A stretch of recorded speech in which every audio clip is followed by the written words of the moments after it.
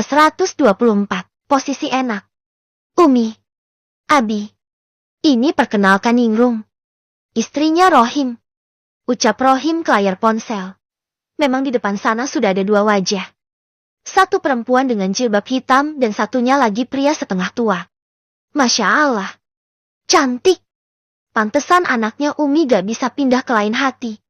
Kapan mau dibawa ke sini si cantik? Ucap perempuan yang dipanggil Umi itu. Rohim tersenyum lebar dan memeluk Ningrum dari samping. Tangannya mendarat di pundak Ningrum dengan selamat. Dan tak ditepi sama sekali. Sementara Ningrum dibuat salah tingkah karena dipanggil cantik. Baru kali ini dia merasakan dipuji terang-terangan sama mertuanya pula. Ia hanya menunduk dan menyimpan senyum kecilnya.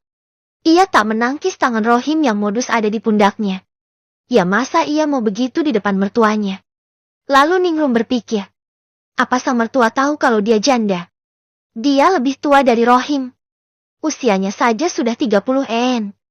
Sudah masuk usia tidak produktif dalam memberikan keturunan.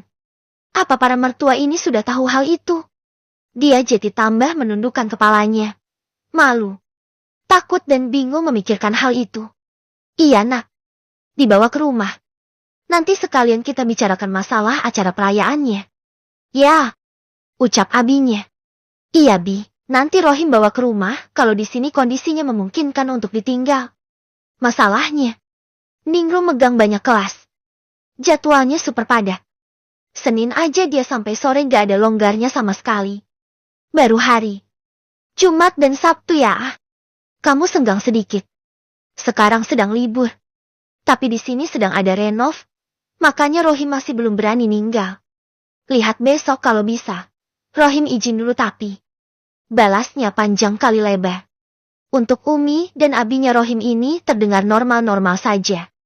Ya mereka lanjut bicara mengenai hal lain. Seperti mau disiapin apa, mau dimasakin apa. Dan bicara hal menyenangkan lainnya. Sementara Ningrum sedang berpikir keras. Kenapa bisa? Dia hafal dengan jadwal ngajar aku. Panggilan sudah selesai. Dan Rohim meletakkan ponselnya di nakas. Ia membuka baju kokonya dan menggantungkannya di gantungan belakang pintu. Ada beberapa baju juga di sana. Kebanyakan abaya dan kerudung Ningrum. Ia berbalik dan memandang ke arah perempuan yang kini jadi istrinya. Apa aku juga masih belum dapat jatah untuk bisa tidur seranjang sama kamu? Ningrum menggeleng. Memang kasur masih dibeber di lantai. Kecuali kasur ini jebol atau rusak. Ia takkan mau tidur seranjang dengan pria ini. Kalau melihat rambut kamu. Masa nggak boleh? Tanya Rohim lagi kini mendekat. Ia berdiri di depan Ningrum persis. Tangannya sudah mulai membuka peniti di bawah dagu Ningrum. Lalu Ningrum mendongak. Ia tak menepis tangan itu. Tapi malah memandang wajah Rohim dengan heran. Kamu itu, kenapa sih? Bingung. Rohim berhenti dengan gerakannya. Padahal peniti itu sudah lepas. Hanya tinggal tarik. Dan selesai tugasnya yang pertama. Tapi karena kaget. Ia melepaskannya dan teralih. Kenapa kamu itu mau nikah sama saya sih? Heran. Tanya Ningrum lagi masih dengan wajah kebingungan. Seperti tak masuk akal saja. Kan saya bilang. Saya suka kamu dari lama. Masih kurang jelas. Ningrum mengangguk. Seperti gak make sense aja. Takutnya. Ada rahasia di balik ini semua. Kamu taruhannya. Dibayar berapa kamu?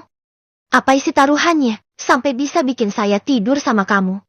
Apa sampai saya hamil anak kamu? Tantang Ningrum kini dengan wajah ketus. Rohim mengembuskan napasnya panjang. Astagfirullah, kok sampai ke sana pikirannya? Gak ada yang taruhan dan taruhan itu dosa, gak ada. Walau aku tak salim kamu. Atau Pak Kiai. Atau Ustadz Hamad dan Gus Hanan. Aku juga tahu itu gak boleh. Lagian, apa dengan nama cinta aja gak cukup? Gak cukup kalau kasus aku. Kalau kasus dengan perempuan lain mungkin cukup. Dengan perempuan baik, mudah, gadis yang sepantaran sama kamu. Cinta aja cukup untuk jadi alasan. Gaik cinta juga cukup. Tapi aku enggak. Aku bukan gadis. Kalau kamu gak paham, aku ini udah gak perawan lagi. Aku pernah menikah dan gagal. Otomatis namaku sudah tak baik-baik saja. Kan? Aku ini bukan dari keluarga kaya. Aku juga gak sepantaran sama kamu. Jadi kalau bilang cinta, itu sama sekali gak cukup. Balas Ningrum lagi memandang lurus ke arah mata Rohim. Matanya. Bukankah mata adalah jendela dari jiwa? Dari mata ia bisa tahu. Apa pria ini tulus? Atau berbohong? Kan? Astagfirullah. Kini Rohim duduk melipat kedua kakinya. Bersilah. Dari awal saya cintanya sama kamu. Saya nggak merasa ada ketertarikan dengan perempuan lain. Mau yang muda, tua, mau yang gadis janda. Gak ada yang menarik di mata saya. Saya juga berulang kali mau dijodohkan teman saya dengan gadis dari Turki, Lebanon. Tapi mata saya dan hati saya nggak tertarik. Gak ada getaran itu. Mereka cantik. Cuantik malah. Cerdas. Sempurna di mata lelaki lain. Tapi kenapa definisi sempurna di mata saya hanya tertuju ke kamu? Saya juga heran. Dia kini berbalik memandangi Ningrum dengan tatapan aneh. Ia seperti mencari. Apa yang membuat perempuan ini benar-benar memenjarakan hatinya? Gak percaya. Gumam Ningrum pada akhirnya. Dia juga tak nyaman ditatap seperti itu. Tatapan Rohim terlalu intens dan dia merasa tak nyaman sama sekali. Kalau gak percaya, dia berdiri. Lalu membuka kaos dalamnya. Mengambil tangan Ningrum yang masih nge-freeze, bingung dan kaget jadinya cengok. Pasrah aja dia tangannya diambil dan tangan itu diletakkan di dadanya Rohim. Belahlah dadaku. Apaan sih? Keluh Ningrum mau menarik tangannya, tapi sekali lagi ditahan. Ini dadaku. Mana dadamu? Hahaha. Dia malah modus. Rohim lalu menarik Ningrum sampai perempuan itu berdiri. Dan ia menarik tubuh yang lebih kurus darinya itu sampai menubruk di dadanya yang telanjang. Diam begini. Untuk hari ini saja sudah cukup. Belajar. Belajar mencintai aku ya. Bisiknya di telinga Ningrum. Satu tangannya memegangi pinggang Ningrum dan satu tangan lainnya menarik jilbab Ningrum dari belakang. Melepas ikat rambut perempuan itu dan mengelus rambutnya. Ia mendesah panjang. Jangan tanya kenapa bisa aku cinta sama kamu. Pokoknya dari pertama kali ketemu. Mata, otak dan semua di dalam tubuh aku. Gak bisa ke lain orang. Hanya kamu aja. Bisa aja obsesi. Celetuk Ningrum. Enggak. Karena dada aku berdegup kencangnya kalau ada kamu aja. Ningrum diam. Nikmati posisi ini dulu ya. Baru kita pelajari posisi lainnya yang lebih enak. Apaan sih? Jangan aneh-aneh deh bicaranya. Omel Ningrum lagi. Tahu gak? Semakin kamu sering ngomel, kok aku jadi tambah suka ya? Apa ini juga dibilang mencintaimu sepenuh hati? Dari yang jelek sampai yang bagus aku suka. Apa ini juga dibilang aku tresno karo kue? Goda Rohim lagi. Gak nyambung. Lagian aku ini lebih tua. Seharusnya aku dipanggil Mbak. Bukan deh. Protesnya lagi. Gak seksi. Panggilan yang romantis dong. Apa manggil mistress ya? Kan kamu penakluk hati aku. Berani manggil gitu. Ningrum melepas pelukan dan semua sentuhan Rohim. Kebin nih. Sampai mana kita tadi? Tanya Hamad begitu tiba di dalam rumahnya. Ia menemukan baby sedang makan jajanan. Semacam dessert box. Entah kenapa sang istri kok sukanya makanan model begituan. Mas. Tapi ini mau lumer. Aku abisin dulu ya. Ucap baby merasa aman. Dia baru aja beli dessert box ini dan dibeli dalam keadaan dingin di toko frozenan seberang pondok. Ini udah mahal, enak, dan harus dimakan cepat. Secara dia nggak punya kulkas. Jadi eman kalau ditaruh. Bisa lumer nanti. Gitu. Beli berapa itu kamu? Tanya Hamad mendekati baby dan menariknya berdiri. 24.000. Mahal mas. Ini dikit lagi abi. Keku, mes. Keluh baby yang kini lehernya sudah mulai diserang oleh Hamad. Aku beliin nanti. 10 kalau perlu. Kalau nunggu nanti lagi, keburu Hanan bertamu nanti. Dengan sigap dan cepat juga ia meletakkan makanan semacam es krim itu dan menjalankan misinya. Temu kangen. Sudah berapa lama tak menjalankan ibadah ini? Sampai sang istri terasa seperti masih gadis lagi. Saking lamanya gak dikasih nafkah batin.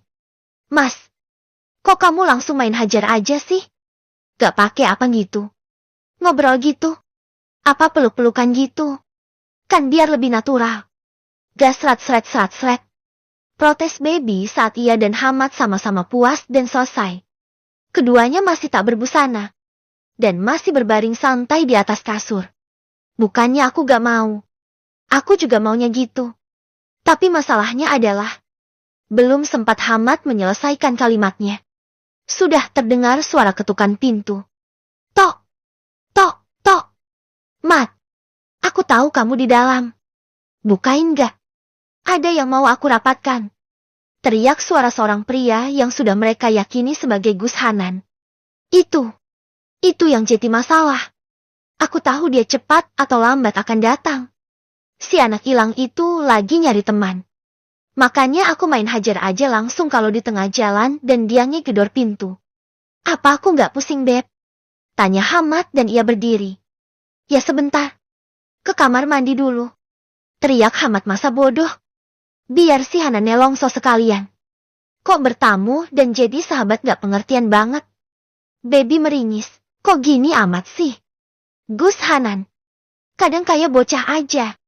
Mereka ke kamar mandi. Mungkin sekitar 15 menitan.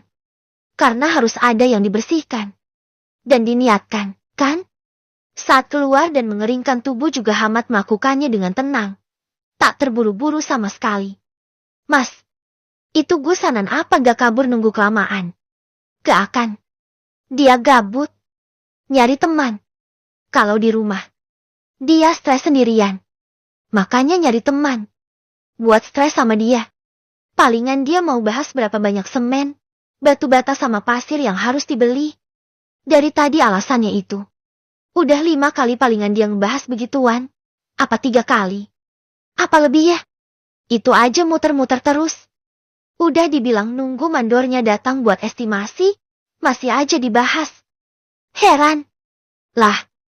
Terus? Haha. Ya udah. Diladenin aja. Daripada ngambek nanti dia. Balasan yang menurut baby sangat lucu. Kamu di sini aja. Aku ajak dia keluar. Sebelum Isya aku insya Allah udah pulang ya. Sayang. Tanya Hamad kini mendekatkan bibirnya dan mencium hidung baby. Dan turun ke bawah. Ciuman itu seperti sebuah candu. Dan saat lepas baby merengut. Gus Hanan, kisru banget sih.